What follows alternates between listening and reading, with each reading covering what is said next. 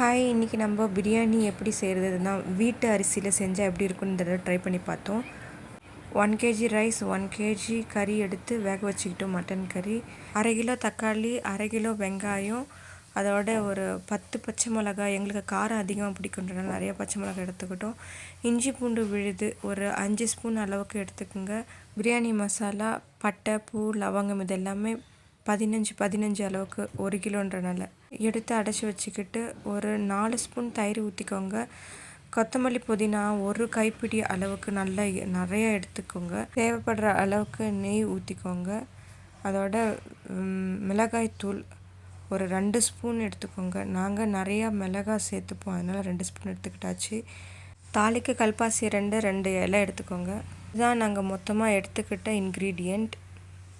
ஒரு லுக் பார்த்துக்கோங்க.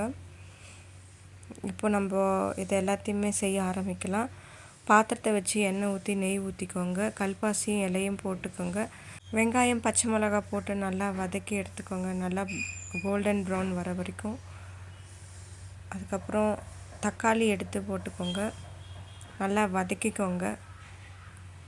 தக்காளி நல்லா வதங்கினதுக்கப்புறம் அரைச்சி வச்ச மசாலாவும் போட்டு அதையும் நல்லா வதக்கி விட்டுக்குங்க.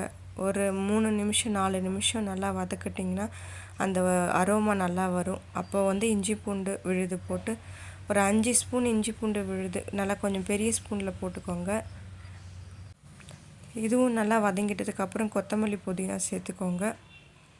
இது டேஸ்ட் நல்லா கொடுக்கும். அதுக்கப்புறம் மிளகாய்த்தூள் போட்டு அதுக்கப்புறம் தயிரும் ஊற்றி நல்லா கொதிக்க விடுங்க. இந்த ஸ்டேஜில் கறியை போட்டு ஒரு 2 நிமிஷம் மட்டும் கொதிக்க விடுங்க, ஏன்னா ஏற்கனவே வெந்த கறி தான். இந்த ஸ்டேஜில் அரிசி போட்டு தண்ணி ஊற்றி நல்லா கொதிக்க விடுங்க. நாங்கள் விறகடுப்பில் தான் இப்போ வச்சுருக்கோம்.